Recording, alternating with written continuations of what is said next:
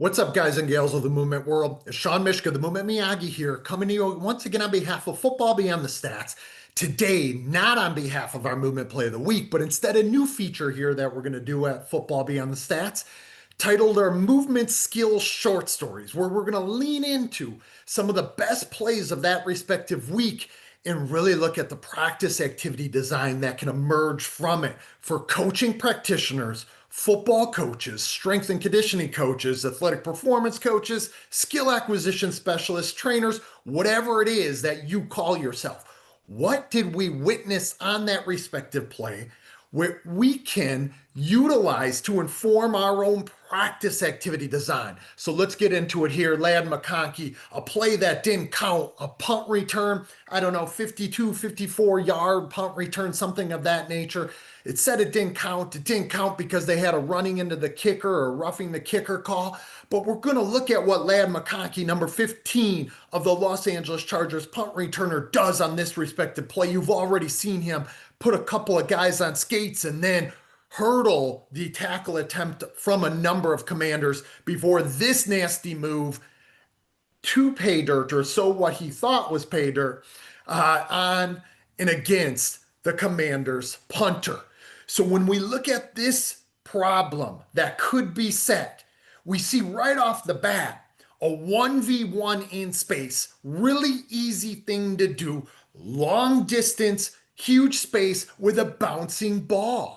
A lot of times coaches are putting the ball already in the punt returner's hands or having them catch it, but how often do we see a short pooch type punt that a punt returner grabs from the ground, has to have that simultaneous movement problem that they need to solve, a defender's coming at them, a wannabe tackler's coming at them, and at the same time they have to scoop or pick up the ball. Obviously, McConkey does this relatively seamlessly here, but it's something that we can do in our practice activity design to begin more activities with. Then that 1v1 in space with this converging defender, fastly pursuing, hotly pursuing defender, 1v1 in space. Already a couple practice activity nuances that we can design into practice and training, right? And then if we look at McConkey when he has the ball in his hands, let's just set the workspace that we could operate within. Typically for me, this is either going to be 10, let's 10 there, or 15 there off the screen, yard length with hashes to sidelines, okay? We could also do this hashes to numbers or numbers to sideline, depending on our desire, depending on how much workspace or how many bodies and parties we're gonna put in the mix. In this case, this is a totally different movement skill. If that one is working on a different problem solving nature, meaning what one is perceiving, what one is cognizing, and what one is trying to do in their actions. If they're talking about this type of width of workspace, this is a bunch of space, but this quickly turns into, from a 1v1, quickly turns into a 2v1 or 1v2 if we're talking about the offensive player being the one that we're attempting to facilitate that skill of. So we might have a player entering the space. Let me back up one screen here for, if I could, or a couple of beats. Okay, we got this. Let's think about who we might have coming into the space. We got this offensive ball carrier or punt returner, kick returner in this situation. We have an immediate defender. Let's change where they're coming from every single time.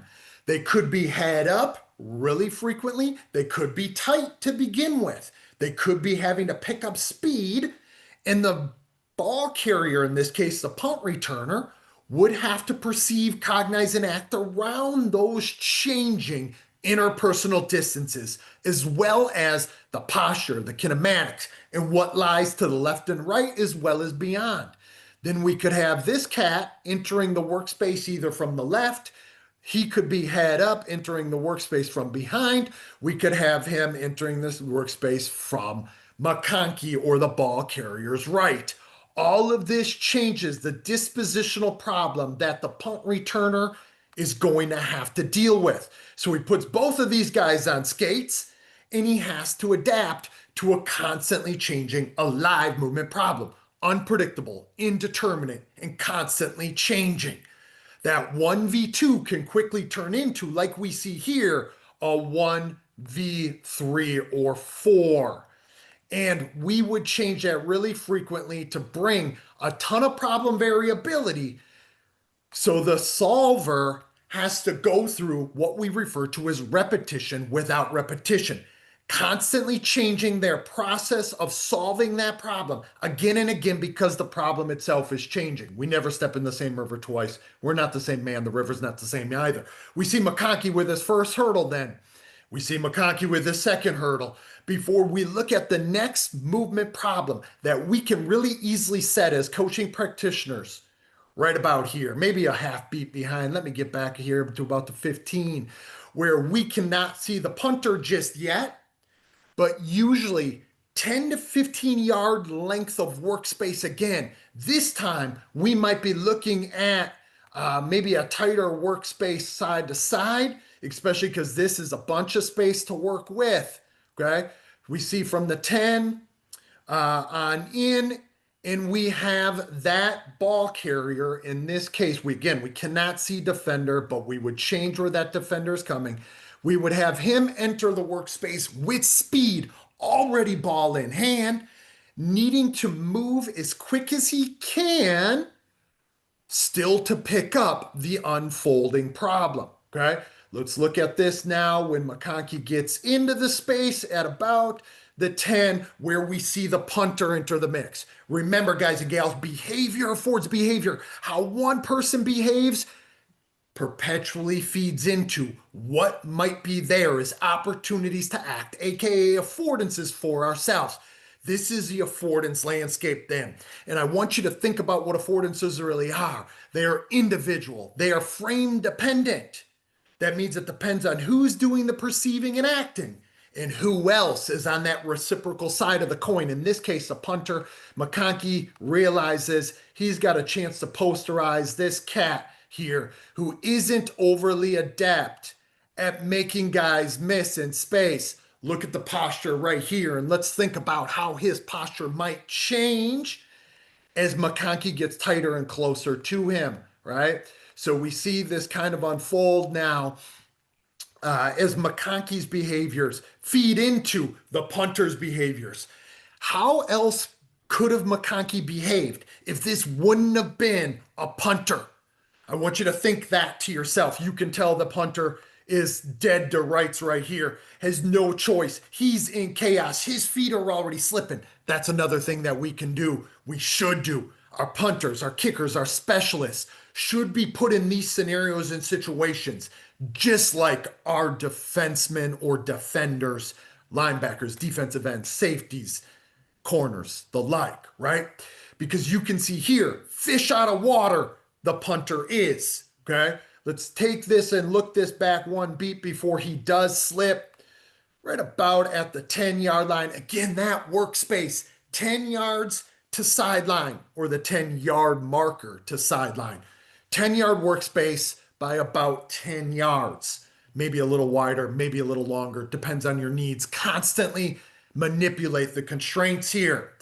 And then you can see McConkey, what he does. He realizes that the punter, so he runs right at him. Dude starts slipping. So mid-move, still at this type of workspace, about 4-ish yards apart, McConkey and the punter are. He being McConkey, begins to change his movement actions in order to adapt it to the punter's movement behaviors as well. Give your guys and gals, lots of exposure to this. Different defenders in these situations will channel different behaviors from your ball carrier. Easy way to do this, easy way to rep this out. Problem variability, channeling solution variability.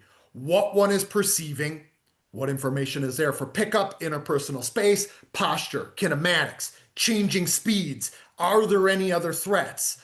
Is there a chasing threat that needs to be managed? There isn't in this case, but it easily could, right? Because again, that changes how McConkey might behave. But we're going to do a ton of 1v1 quickly turning into 1v2 here with a chaser or maybe with a dude entering the space from one side, the next, or behind, right?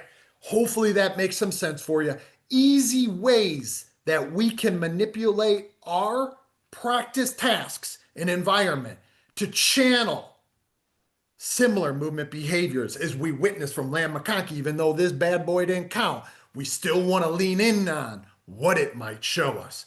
So for Sean Mishka, this is Football Beyond the Stats. If you like what we were talking about, I showed you some practice activity designs. There's Enhancing Skill in American Football. Go pick it up. There's 48 pages of these types of practice activity designs with constraint manipulation that you can use in your own learning environment.